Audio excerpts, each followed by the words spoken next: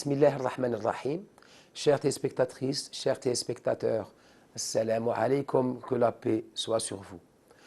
As-Sahabi, le compagnon Abdullah ibn Umr, rapporte avoir entendu le prophète sallallahu alayhi wa sallam qui disait Arba'un man kunna fihi kana munafiqan khalisa.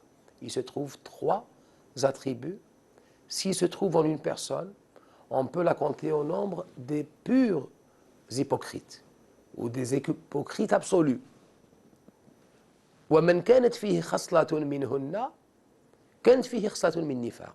Et celui en qui se trouve un de ces attributs porte en lui un des attributs de l'hypocrisie, حَتَّى يَدَعَهَا, jusqu'à ce qu'il s'en soit détaché, il aura une partie de l'hypocrisie en lui. Quels sont ces quatre attributs?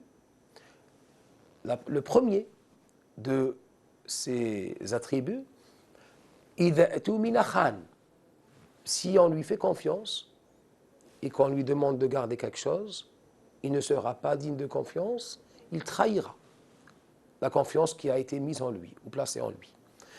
La deuxième, إِذَا حَدَّثَ كَذِبَ, lorsqu'il parle, il s'est habitué au mensonge, au point que le Seigneur nous en préserve, ce soit devenu une nature en lui. La troisième, après le fait de ne pas tenir parole, إِذَا عَهَدَ غَدَرَ, si il promet quelque chose de la faire, il ne la fera pas. Il ne tient pas ses serments, il ne les respecte pas. La quatrième, إِذَا خَاصَمَ فَجَرَ, lorsqu'il lui arrive d'être en débat, d'être en conflit avec quelqu'un ou en mésentente, il n'hésite pas à utiliser les moyens les plus violents, les moyens les plus virulents. Il n'hésite pas à causer de mal à autrui pour sortir vainqueur. Ces quatre attributs sont ceux, nous enseigne le prophète sallallahu alayhi wa sallam, qui font d'un être, si ces quatre se réunissaient en même temps en lui, un hypocrite. Le nifaq, ou l'hypocrisie, dans les traités, les mémoires, les dits, les paroles des salihines qui nous ont précédés. Et la plus grande calamité qui peut toucher le croyant, qui peut toucher le mu'min, car c'est le marad al-qulub, c'est le mal des cœurs. Fi qulubihim marad, fazadahumullahu marada. En leur cœur se trouve un mal, et Dieu a fait décupler ce mal. C'est le mal de l'hypocrisie. L'hypocrisie se divise en deux, où on a deux catégories d'hypocrisie. La première, le nifaq, c'est le nifaq al-akbar. C'est la grande hypocrisie. C'est celle de la personne qui n'a pas carrément la foi, qui ne croit ni en Dieu ni en le jour dernier, mais fait semblant d'être croyant, qu'on appelle nifaq al-kufr.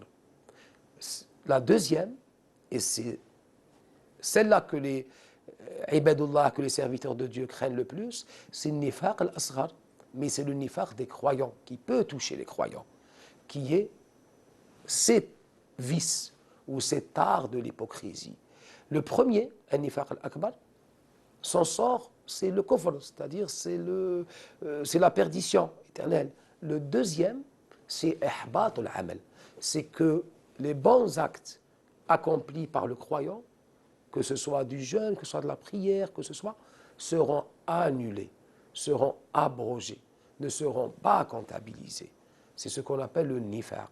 Et dans ce nifaq, justement, il y a ces quatre qui font ihbat al-amal, qui font que les actes se retrouvent annihilés, perdent leur valeur, perdent leur pureté. La première est celle de ne pas tenir parole et de mentir. Le prophète sallallahu alayhi wa sallam disait La yazalu al-mar'u yakdhib hatta yuktaba 'inda Allahi kadhaba. L'homme qui s'habitue à mentir se retrouvera au nombre des menteurs. Il sera auprès de Dieu dans la liste des menteurs. La yazalu al-mar'u yasdiq hatta yuktaba 'inda Allahi siddiqa. L'être qui dit toujours la vérité, qui ne ment jamais, se retrouvera au nombre de ceux qui sont comptabilisés ou comptés au nombre des vérités. As-siddiqin. Pareillement, pour le fait d'être violent avec ses adversaires. Le prophète sallallahu alayhi wa sallam disait Ahbib habibaka mahla celui que tu aimes, aime-le doucement, pas trop. Asa an yakuna aduwaka ghada. Peut-être que demain il deviendra ton ennemi. Oui, même ton ennemi. Abghid aduwaka mahla. Même ton ennemi ne le déteste pas trop. Ne sois pas au nombre de ceux, Ida khasama fajar. S'il n'aime pas quelqu'un, il n'hésite pas à le haïr et à se montrer violent avec lui. Non. Abghid aduwaka mahla. Même ton ennemi. Même s'il le déteste, mais ne le déteste pas trop. Abghid, regardons la sagesse du prophète sallallahu alayhi wa sallam. Abghid aduwaka mahla. Déteste ton ennemi, mais déteste-le un peu. Asa an yakuna habibaka ghada. Peut-être que demain il deviendra ton ami et tu regretteras d'avoir été trop méchant avec lui. Asa an yaj'ala baynakum wa bayna alladhina adaytum minhum mawadda. Peut-être qu'il fera entre vous et ceux que vous n'aimez pas, vos ennemis, peut-être qu'il fera de vous des amis. Wallahu qadir. Et Dieu peut tout faire. C'est pour ça qu'il est également dit فَإِذَا الَّذِي بَيْنَكَ وَبَيْنَهُ عَدَاوَةٌ كَأَنَّهُ وَلِيٌّ حَمِيمٌ. Même si c'est ton ennemi, fais comme si c'était ton ami. Mais ce n'est pas facile, il faut le reconnaître. Tout le monde ne peut atteindre cette station. Mais c'est un effort sur soi. C'est l'effort de cheminer cette éducation sur soi qui fait du mu'min, Abdullah, le serviteur de Dieu, purifié des vices de l'hypocrisie, purifié des mauvais attributs et cheminant sur la voie de la uswa hasana, du bel exemple du prophète sallallahu alayhi wa sallam. Que Dieu nous inspire à suivre le chemin de Sayyidina Mawlana sallallahu alayhi wa sallam.